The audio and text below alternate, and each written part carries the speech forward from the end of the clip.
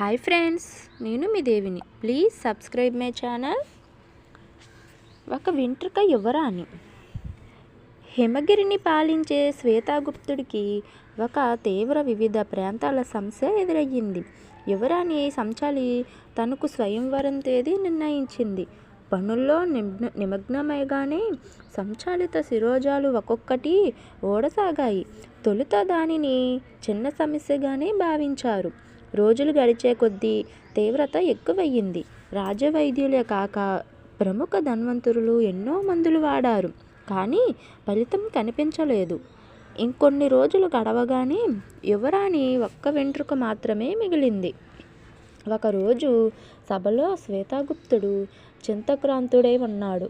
అప్పుడే ఓ అపరిచితుడు రాజదర్శనానికి వచ్చాడు. మహారాజా, నా పేరు శీఘ్రభట్టు వైద్యుణ్ణి. మా తాతల కాలం నుంచి ఈ వైద్య వృత్తి భుక్తినే కలిగిస్తుంది. నేను యువరాణి సమస్యకు పరిష్కారంతోనే వచ్చాను. ఒక్క అవకాశం ఇప్పించండి, వినయంగా చెప్పాడు. తను ఎంతోమంది పేరు మోసిన వైద్యులు పరిష్కరించలేని దానికి ఇతను మార్గం చూపుతున్నాడన్న నమ్మకం శ్వేతగుప్తుడికి కలగలేదు. ఒకంత అసహనంతో, ఎవరో ఒక్కరైనా నా చిట్టి తల్లి ఇబ్బంది తీర్చకపోరన్న ఆశతోనే నీకు ఒక అవకాశం కల్పిస్తున్నాను, ప్రయత్నించు అని ఆజ్ఞ చేశాడు. తక్షణమే శీఘ్రభట్టు తన సంచిలోని మూలికలను తీసి కాలువలోని నూరి మరీ కొన్ని రసాయనాలు కలిపి ఔషధం తయారు చేశాడు. దానిని శ్వేతగుప్తుడికి అందిస్తూ, ప్రభు, రేపటి అమావాస్య రోజున దీనిని యువరాణి తలకు పట్టించి వచ్చే పౌర్ణమి వరకు ఉంచండి. పౌర్ణమి నాటికి నిండి శిరోజాలతో ఆమె కలకలలాడుతుంది, ధీమాగా చెప్పాడు శీఘ్రభట్టు. ఉండండి అంటూ అతని బసకు ఆదేశాలిచ్చాడు. శ్వేతగుప్తుడు మరుసటి రోజు వైద్యుడు చెప్పినట్లే యువరాణి ఔషధాన్ని తన శిరస్సుకు పులుముకుంది. కాలం గడిచి పౌర్ణమి వచ్చింది.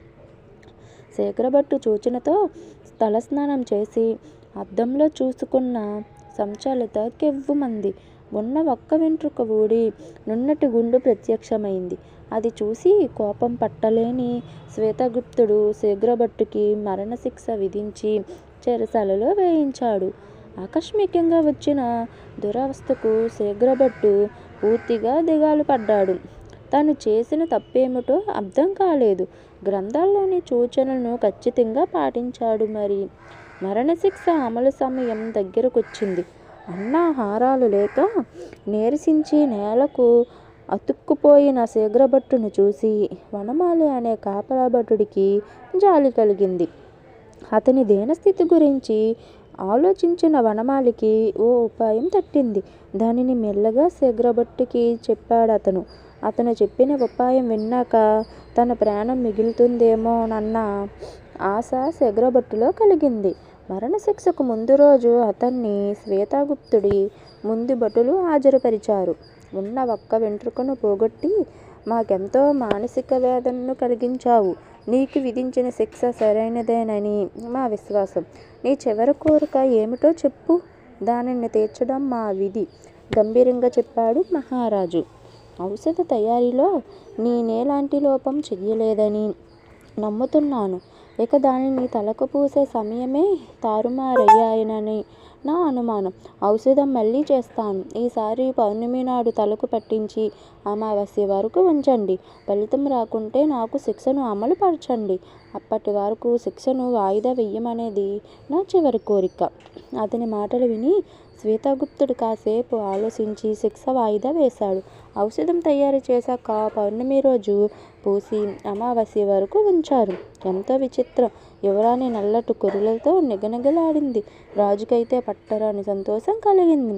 శీఘ్రభట్టు శిక్ష రద్దు చేసి అతన్ని సన్మానించబోయాడు. దానికి అతను సమ్మతించక, ఈ ఘనత నాది కాదు, ఈ ఉపాయం ఇచ్చిన మహానుభావుడిది అని జరిగినదంతా చెప్పాడు. రాజు వనమాలి శీఘ్రభట్టులను ధనకనక వజ్ర వైడూర్యాలతో సన్మానించాడు. అంతేకాక వనమాలిని తన మంత్రుల్లో ఒకరిగా నియమించుకున్నాడు. కథ కంచికి మనం ఇంటికి.